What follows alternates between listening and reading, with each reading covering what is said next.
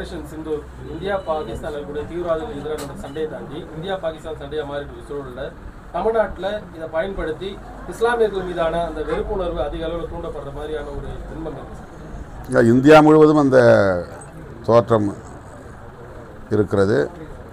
இஸ்லாமியர்கள் இந்தியர்கள் தான், இந்த மண்ணின் மைந்தர்கள் தான். அவர்களுக்கு எதிரான வெறுப்பை திட்டமிட்டு பரப்புவது ஏற்புடையதல்ல. இஸ்லாமியர்களும் இணைந்தே பயங்கரவாதத்திற்கு எதிரான இந்திய ஒன்றிய அரசின் தாக்குதலை வரவேற்கிறார்கள். ஆகவே இந்தியாவை பொறுத்தவரையில் மதத்தின் பெயரால் எந்த வெறுப்பு அரசியலும் கூடாது, சமூக பிளவினைவாதமும் கூடாது என்பதை ஒரு வேண்டுகோளாக வைக்கிறோம். ஆபரேஷன் சிந்தூர் என்பது பயங்கரவாதத்திற்கு எதிரான ஒரு நடவடிக்கை என்கிற முறையில் ஒட்டுமொத்த இந்தியர்களும் அதற்கு ஆதரவு நல்கி வருகிறார்கள். ஆனால் அது இந்துத்துவாவின் அஜெண்டா என்ற தோற்றத்தை சிலர் ஏற்படுத்துகிறார்கள். அது ஏற்புடையதல்ல. இந்தியா பாகிஸ்தான் இரண்டு நாடுகள் நம்முடைய நாட்டுக்கும் இன்னைக்கு ஒரு எதிரி நாடாக இருக்கக்கூடிய பாகிஸ்தானுக்கு இருக்கக்கூடிய பிரச்சனை என்பது இன்று நேற்று அல்ல.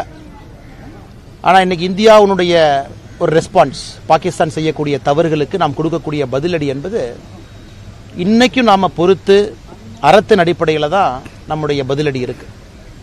நீங்களே யோசிச்சு பாருங்க, 2008 மும்பை அட்டாக் நடந்த பொழுது 166 பேர் கொடூரமாக கொல்லப்பட்டாங்க.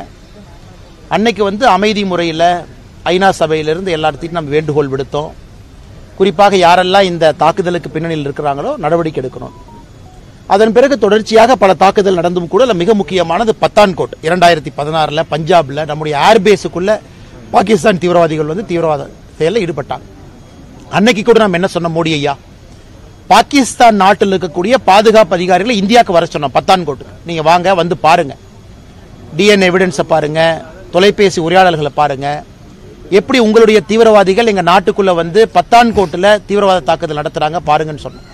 அன்னைக்கு பாகிஸ்தான் அதிகாரிகள் இந்தியாவுடைய ஏர்பேஸுக்குள்ள அனுமதி கொடுத்தோம். அது வரைக்கும் இந்தியா சரித்திரத்திலே அனுமதி கொடுக்கல.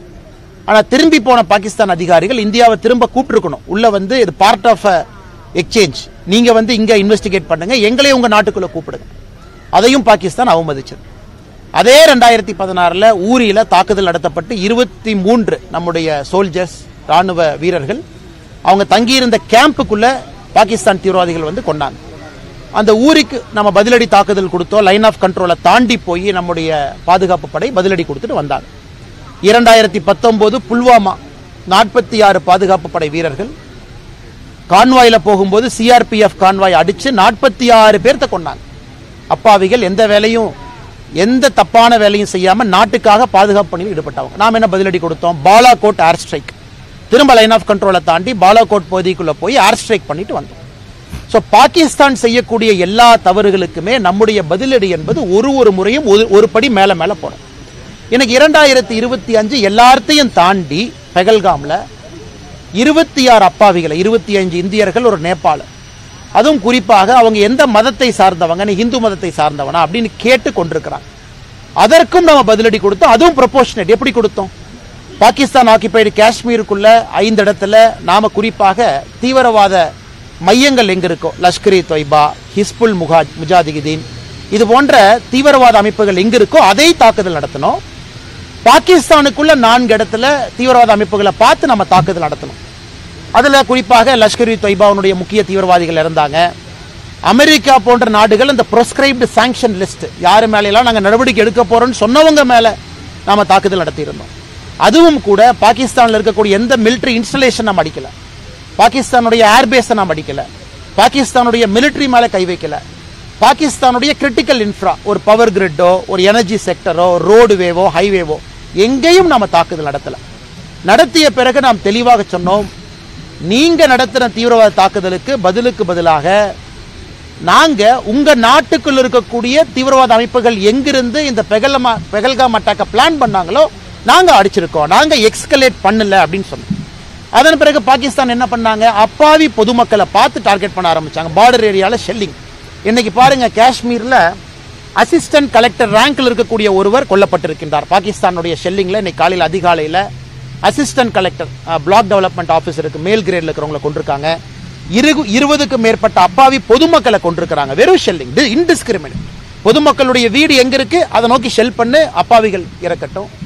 அதை தாண்டி கடந்த இன்னைக்கு 13 நாளாக லைன் ஆஃப் கண்ட்ரோலை தாண்டி ஷெல்லிங் நடக்குது. கடந்த 3 நாட்களாக 400க்கும் மேற்பட்ட ட்ரோனை நம்ம நாட்டுக்குள் அனுப்பி அந்த ட்ரோன் வந்து கிட்டத்தட்ட ஜம்மு அண்ட் காஷ்மீர், பஞ்சாப், ராஜஸ்தான் எல்லா பகுதிகளிலும் கூட அந்த ட்ரோன் அட்டாக் நடத்துறாங்க. ஸோ இந்தியா எடுத்த நடவடிக்கை என்ன? பாகிஸ்தானிலிருந்து வந்த தீவிரவாதிகள் செய்த தவறுக்கு அந்த தீவிரவாத மையங்கள் எங்க இருக்கோ அதை நோக்கி நாம் அடிக்கிறோம். பாகிஸ்தான் திரும்ப என்ன பண்றாங்க? இந்தியாவில் இருக்கக்கூடிய அப்பாவி பொதுமக்களை பார்க்கறாங்க. அப்ப மக்கள் எல்லோரும் முடிவு செய்ய கொள்ள வேண்டும். நம்ம மேல ஒருத்த போர் தொடுக்கும் பொழுது திரும்பி நம்ம பதிலடி கொடுக்கல, நம்ம கோலை. ஆனா நம்ம மேல ஒருத்தன் போர் தொடுக்கும் பொழுது திரும்ப நாம பேச வேண்டிய கட்டாயம் இன்னைக்கு இந்தியாவுக்கு இருக்கு. இன்னைக்கும் இந்தியாவை பொறுத்தவரை இன்னைக்கு 10:30 மணி நாம் பேசிக் கொண்டிருக்கக்கூடிய நேரம் 10:30 மணிக்கு நம்முடைய முக்கியமான பிரீஃபிங் டெல்லியில அந்த 2 ராணுவ பாதுகாப்பு படை அந்த அதிகாரிகள் பெண்மணிகள் 2 பேரும் ஃபாரின் செக்ரட்டரியோட 10:30 மணிக்கு முக்கியமான பிரீஃபிங் இருப்பதாக நான் அறிந்தேன். அதனால் அதை நீங்க பார்க்கணும் பத்திரிகை நண்பர்கள். இந்தியாவை பொறுத்தவரை பொறுத்திருக்கின்றோம், அறத்தின் அடிப்படையில் இருக்கின்றோம். பாகிஸ்தான் செய்யக்கூடிய தவறுக்கெல்லாம் பதிலடி கொடுக்கிறோம். அதே நேரத்தில் நாம் புரிந்து கொள்ள வேண்டும், நாம $4 trillion எக்கானமி, மிகப்பெரிய பொருளாதார நாடு. பாகிஸ்தான் $360 பில்லியன், அதாவது 12ல் 1. இன்னைக்கு இந்தியாவுடைய மொத்த பொருளாதார உற்பத்தி திறன்ல 12 நாம் இருக்கோம்னா பாகிஸ்தான் 1 இருக்காங்க.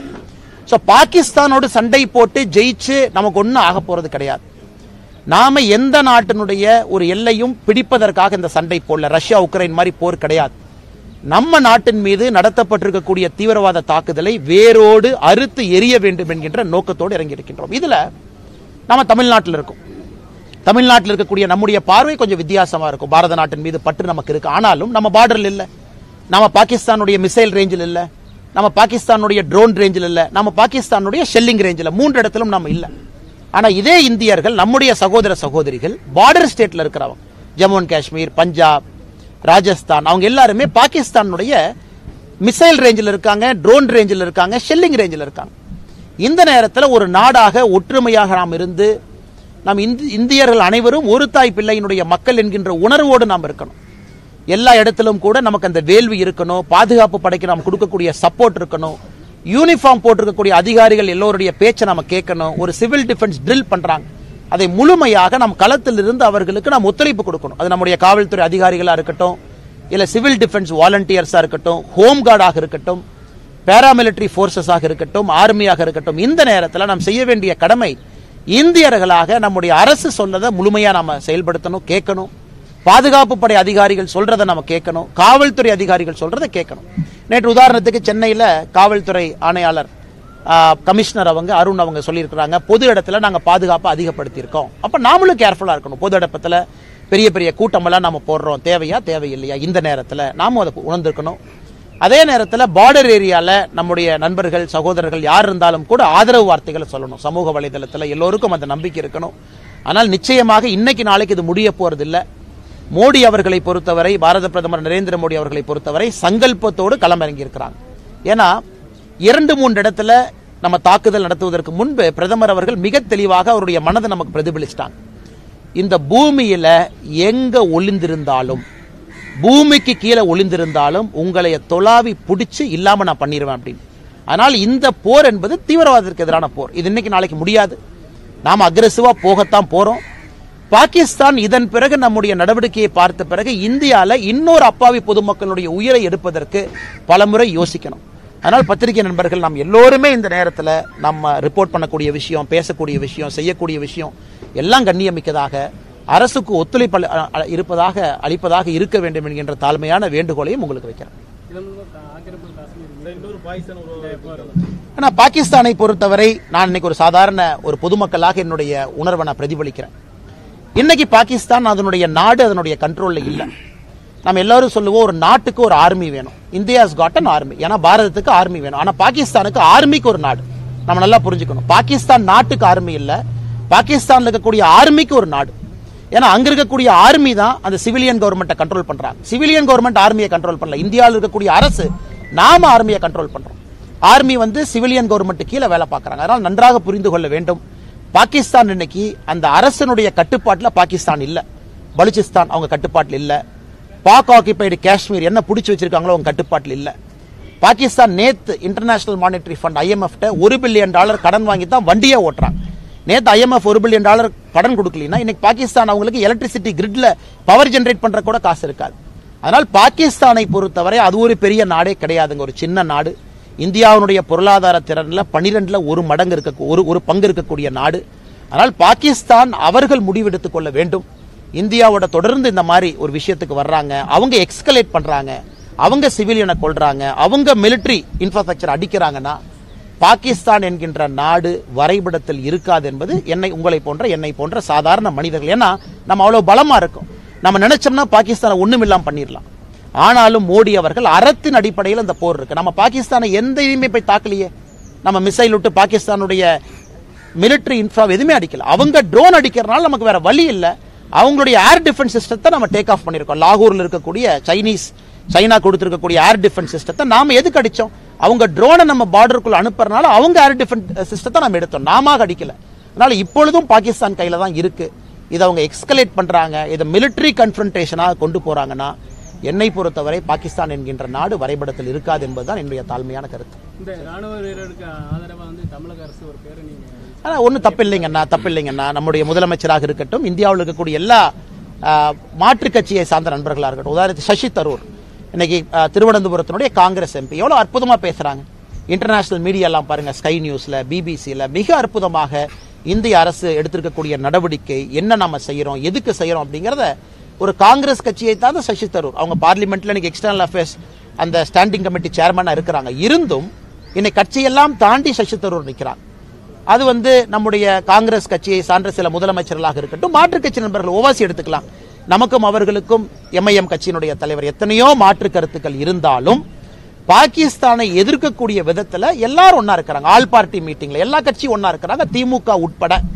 அதனால் தமிழகத்துல முதலமைச்சர் அவர்கள் ஒரு பேரணி எடுக்கிறேன், முன்னாள் ராணுவ வீரர்களை கூட அழைச்சிட்டு போறேன், நான் இதை செய்ய போறேன் அப்படின்னா அது வரவேற்கிறது தான், தவறு கிடையாதுங்கண்ணா. அதே நேரத்தில் முதலமைச்சர் அவர்களும் இந்திய அரசுக்கு இந்த நேரத்தில் முழுமையாக தன்னுடைய கோஆபரேஷனை கொடுக்கணும் அப்படிங்கிறதும் என்னை போன்ற மனிதர்களுடைய ஒரு வேண்டுகோள், ஒரு எதிர்பார்ப்பு. தமிழக அரசு இந்த 4 ஆண்டு சாதனை தொடரட்டும் பல்லாண்டுன்னு சொல்லி கொடுத்திருக்காங்க. சாதனை எப்படி ஆனா 4 ஆண்டு சாதனைகளை பொறுத்தவரை இன்னைக்கு நாம விலாவரியா பேசணும்னா அதுக்கு ஒரு தனி பிரஸ் மீட் வச்சு பேசணுங்கண்ணா. இது வேதனையான 4 ஆண்டுகள். பொருளாதாரத்தில் தமிழ்நாடை பொறுத்தவரை பின்னோக்கி போக ஆரம்பித்திருக்கின்றோம். இன்னைக்கு இதை பேச வேண்டாம்னு நினைக்கிறேங்கன்னா, இன்னைக்கு இருக்கக்கூடிய சூழ்நிலை, நாட்டினுடைய சூழ்நிலை, இந்தியா பாகிஸ்தான் இந்த போர் மூலக்கூடிய அந்த அபாயமான இந்த சூழ்நிலையில் இன்னைக்கு பேச வேண்டாம்னு நினைக்கிறேங்கன்னா, நிச்சயமா பத்திரிகை நண்பர்களை இதெல்லாம் முடிஞ்சதுக்கு அப்புறம் நாம் பேசும்போது, இன்னைக்கு நாம் பேசும்போது அது பொலிட்டிக்கல் அட்டாக் அது மாறிச்சுன்னா தப்பா போயிடும். நம்ம ஆதாரத்தின் அடிப்படையில் பேசினாலும் இன்னைக்கு அந்த அரசியல் பேசுறாங்கிற கெட்ட பேர் எனக்கு வந்துடும். நிச்சயமா வருகின்ற காலத்தில் நம்ம இதை பத்தி டீட்டெயிலா பேசுவோங்க.